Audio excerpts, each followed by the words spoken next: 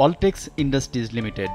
Textile খাতের কোম্পানিটি পুঁজিবাজারে তালিকাভুক্ত হয় ১৯৯৬ সালে। দীর্ঘদিন ধরে বাজারে থাকলেও প্রতিষ্ঠানটি লভ্যাংশ ঘোষণা করেছে ২০১৬ সালে ৪% ও ২০২২ সালে মাত্র ১%। প্রতিষ্ঠানটির দীর্ঘমেয়াদী ঋণের পরিমাণ ৪ কোটি ৩২ লাখ ও স্বল্পমেয়াদী ঋণ ২৯ কোটি ৮৩ লাখ টাকা, আর পুঞ্জীভূত লোকসান দাঁড়িয়েছে ২৫ কোটি ১ লাখ টাকা। অথচ ঋণে জর্জরিত এই প্রতিষ্ঠানের শেয়ার দর বাড়ছে অস্বাভাবিক গতিতে।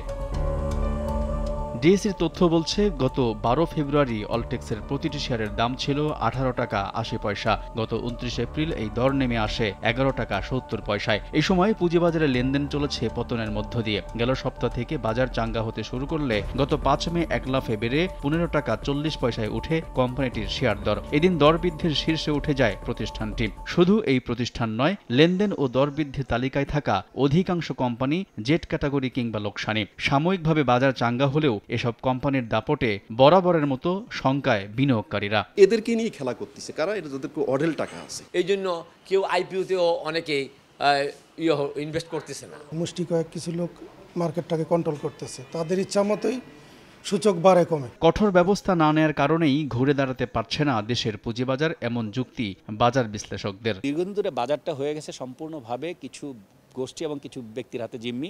এটা নিয়ন্ত্রণ সংস্থা জানে, ওই ব্যক্তিরাও জানে, আর সাধারণ মানুষও জানে। এই জন্য কিন্তু এখন আমরা দেখছি প্রচুর মানুষ বাজার থেকে বের হয়ে যাচ্ছে। শেয়ার বাজারে লেনদেন ও মূল্যবৃদ্ধির তালিকায় খারাপ কোম্পানির এমন দাপট হতাশা ছড়াচ্ছে প্রাতিষ্ঠানিক ও ব্যক্তিশ্রেণীর বিনিয়োগকারীদের মধ্যে, এমনটি মনে করেন সংশ্লিষ্টরা।